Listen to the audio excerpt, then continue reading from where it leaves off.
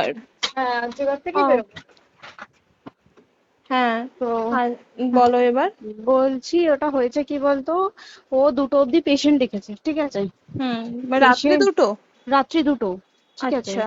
2টো অব্দি পেশেন্ট দেখেছে, দেখে রুমে এসে অনলাইনে অর্ডার করে 4জন বন্ধু মিলে খেয়েছে, ডিনার হুম করেছে। হুম করে ও খুব টায়ার্ড ছিল, যেহেতু 36 ঘন্টা ডিউটি ছিল, হুম টায়ার্ড ছিল। ও কি করেছে, ওই সেমিনার রুমে গিয়ে হুম শুয়ে পড়েছে একটা রেড কালারের ব্ল্যাঙ্কেট ঢাকা দিয়ে। হুম।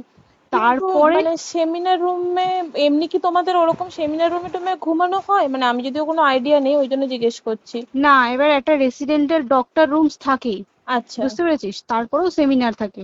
এবার হুম। সেমিনারে একটা বেড থাকে, আর আচ্ছা ডক্টরস রুমে 2টো 3টে, যেরকম বড় ঘর হবে সেরকম বেড পাতা থাকে। আচ্ছা আচ্ছা। মেনলি ডক্টরস রুমে শোয়ার কথা, ঠিক আছে। হুম হয়েছিল কি, ওকে বডিটা পাওয়া গেছে সেমিনার রুমে, হুম কিন্তু ঘুমাচ্ছিল ডক্টরস রুমে।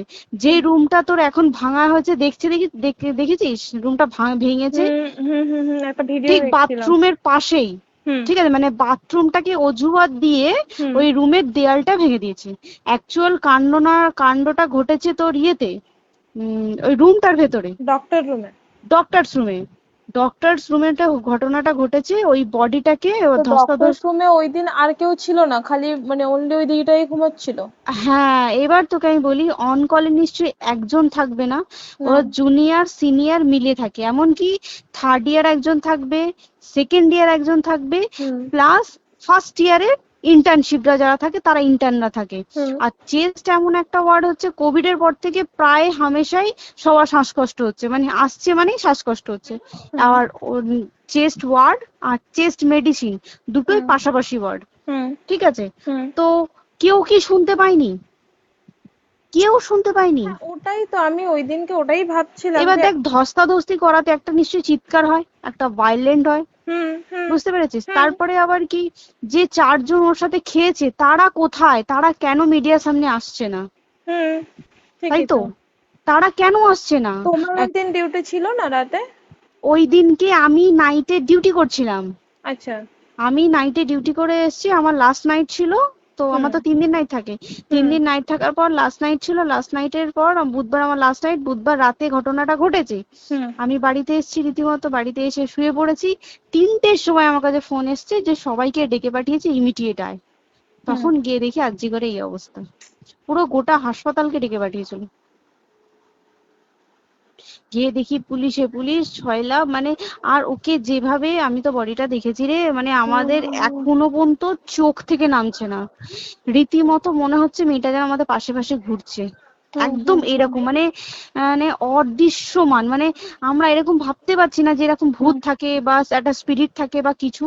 এখন আমরা বুঝতে পারছি না ওর আত্মাটা এখনো ঘুরছে আমাদের আশেপাশে। দেখ, ওর আমার তলাটায় না, কিন্তু ওর থেকে ও থাকে 4তলায়, 4তলায় ঘটনাটা ঘটেছে, ঠিক 2টো ফ্লোর নিচেই আমি থাকি, আমার আচ্ছা। রুমটা, ঠিক আছে। কিন্তু তাও আতঙ্কে আমরা মানে একদম স্তব্ধ হয়ে গেছে আরজিকরটা। কিন্তু ব্যাপারটা হচ্ছে, তাহলে ডক্টর রুম থেকে ওকে সেমিনার রুমে নিয়ে যাওয়া হয়েছে? হ্যাঁ, অবশ্যই নিয়ে যাওয়া হয়েছে।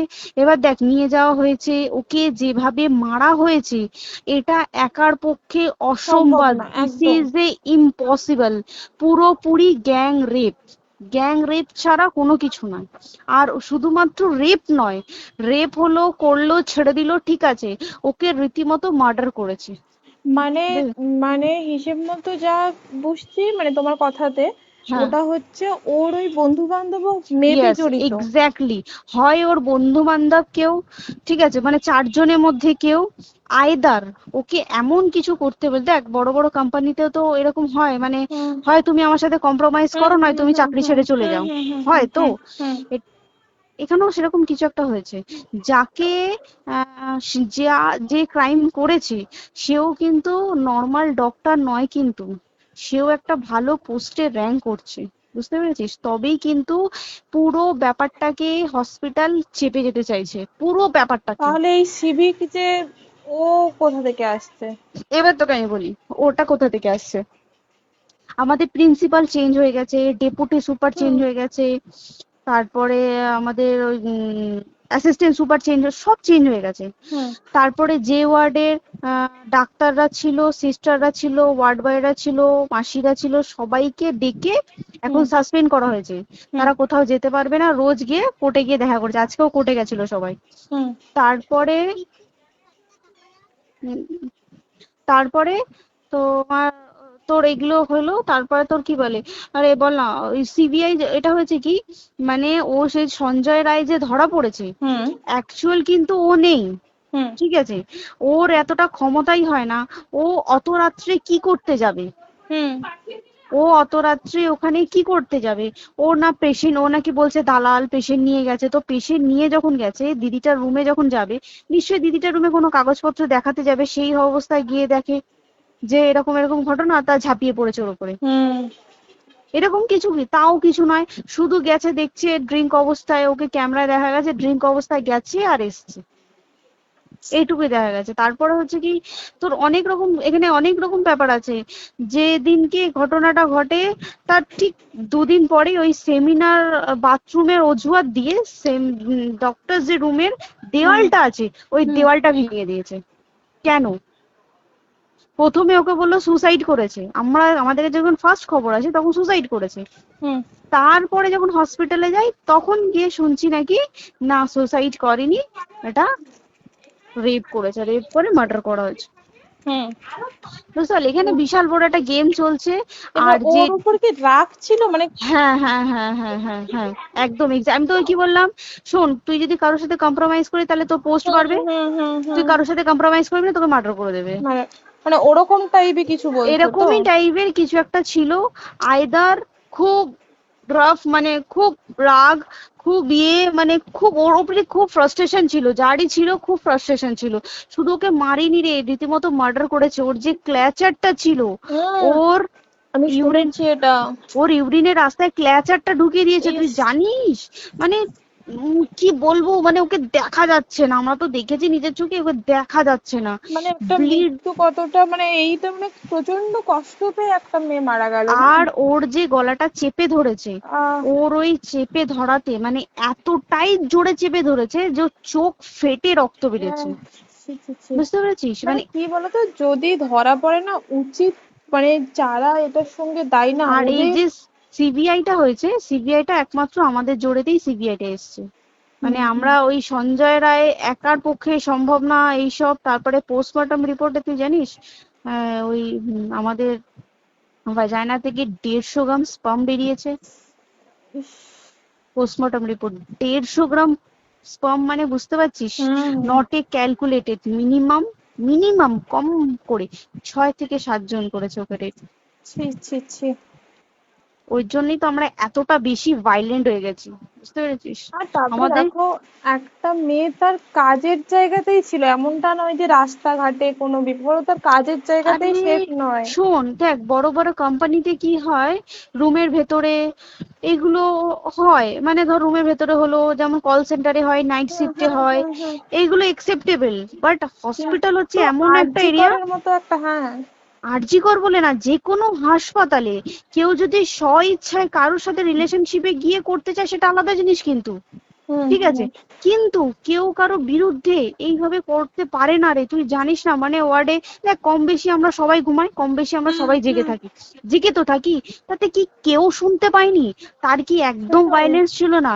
যদি কেউ না শুনতে পারে তাহলে ওর খাবারে কেউ কিছু মিশিয়েছিল, হুম তাই কি না?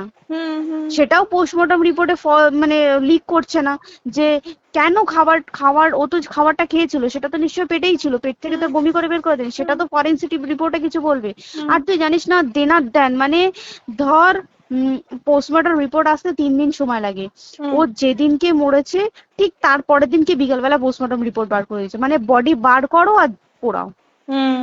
10 সেকেন্ডের মধ্যে ওর বাড়িতে নিয়ে গেছে, তারপরে বডি পুড়িয়ে দিয়েছে। মানে কি বলবো, হসপিটাল, মমতা ব্যানার্জি, সবাই মানে তৃণমূল প্রত্যেক সবাই হুম এটাকে পুরোটাই কেসটাকে চাপা দিতে চাইছে, পুরোটা পুরোটা। তবে তুই ভাব, যে মানুষটাকে এত ক্ষতবিক্ষত ভাবে মেরেছে, তাকে অভিষেক ব্যানার রেপ কি কলকাতায় প্রথম হলো? নয়, হুম বিভিন্ন জায়গায় বিভিন্ন ভাবে রেপ হয়েছে, হুম ধরা পড়েছে, ফাঁসি হ্যাঁ হয়েছে কি হুম জেল হয়েছে। হুম অভিষেক বন্দ্যোপাধ্যায় কেন বললো জাস্ট এইট তোর কি বলে এনকাউন্টার করতে? মানে কি সঞ্জয়কে যদি এনকাউন্টার করে পুরো কেসটা চাপা পড়ে পুরো যাবে, কেসটা চাপা পড়ে যাবে একদম। স্টুডেন্টরা ঠান্ডা হয়ে যাবে, হুম হুম আর আমরা সেটা মানবো না, আমরা সেটা হতেই দেবো না। তাতে যদি চাকরি মানে আরজিকরটাকে সিল করতে হয় তাতেও আমরা রাজি আছি, সিল করে দেওয়া হোক আরজিকর, সিল করে দেবে মনে হচ্ছে যদি ঠিকঠাক ভাবে। এবার ওই জন্য আমাদের দাবিতে সিবিআই এসছে। এবার তুই একটা কথা বল, যখন দেখতে পাচ্ছে মমতা ব্যানার্জি যে কলকাতা পুলিশ আমাদের জন্য কিছু করতে পারছে না, আমরা কিছু মানতে পারছি না, 7 দিন ধরে বার করতে পারছে না, হুম তাহলে সেটা 2-3 দিনের মধ্যে কেন হ্যান্ড ওভার করে দিল না? হুম তাই তো। তাই কি না? তারপরে দেখ পিডব্লিউডি একটা লো পোস্টের মানুষ, মানে যারা ভাঙচুর করে, মানে সিমেন্টের যারা কাজ করে হুম তাদেরকে পিডব্লিউডি বলে। হুম এবার পিডব্লিউডির নিশ্চয়ই হায়ার অথরিটি থেকে অর্ডার এসছে তবেই ওরা গিয়ে ভেঙেছে। ওরা হুম নিশ্চয়ই পাগল নয় দুম করে গিয়ে কোনো গভর্নমেন্ট প্রপার্টি ভেঙে দেবে। হুম অর্ডারটা কে পাস করলো যে এখনই চেস্ট ওয়ার্ডটাকে ভাঙতে হলো? সিবিআই আসা পর্যন্ত অপেক্ষা করতে পারতো। কারণ আজকে অত বড় বিক্ষোভ হবার কারণ কি হচ্ছে, একটাই কারণ, যে মেয়েটি মারা গেছে ঠিক আছে, কিন্তু তাকে এত বেশি মলেস্ট করে, এত বেশি রেপ করে বা বেশি ওকে মেরেছে, তার কি কোনো প্রতিবাদ নেই? তুই কোথায় সেফ পাবি তুই আমাকে বল? তুই ধর চাকরি ছেড়ে আজকের সরকারি চাকরি ছেড়ে তুই প্রাইভেটে যাই, প্রাইভেটেও তো তাই একই কোথাও না অবস্থা, একদম একদম। প্রাইভেটেও একই অবস্থা। তুই কোনো চায়ের দোকান খুলে বসবি, অনার্সশিপে তুই বসলেও তাও এসে তো হাজার ছেলেরা থাকে, হুম হাজার ছেলেরা টিজ করে, তুই কোথায় কি করবি? তাহলে আমাদের সেফটি কোথায়? আমাদের মুখ্যমন্ত্রী মমতা ব্যানার্জি সে একটা লেডি হয়ে তাহলে আমাদের কি সেফটি দিয়েছে? আমাদের কি লক্ষ্মী ভান্ডার দিলে this is a problem solve? পুরো মাসের আমাদের কি সব খরচা চলে যায় লক্ষ্মী ভান্ডারে? জানি না, আই ডোন্ট নো, মানে আমরা প্রচুর ক্ষেপে আছি, প্রচুর, মানে এর বিচার না চাওয়া পর্যন্ত তা তুই ঠিকই তো। ভেবে চল কি এটা সলভ হবে না।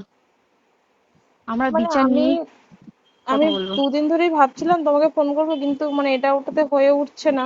আর তোমাকে তো হুম। আমি ওই দিন রাতেই হোয়াটসঅ্যাপ করলাম না। হ্যাঁ হ্যাঁ এবার হ্যাঁ তখনই না আমি ব্যাপারটা অতটা বুঝতে পারিনি, আর আমার তার পরের দিনই ভোরবেলা ডিউটি। তা হ্যাঁ। আমি খুব তারপর সাবধানে থাকিস রে, আর খুব বলো না, সাবধানে না না। থাকিস।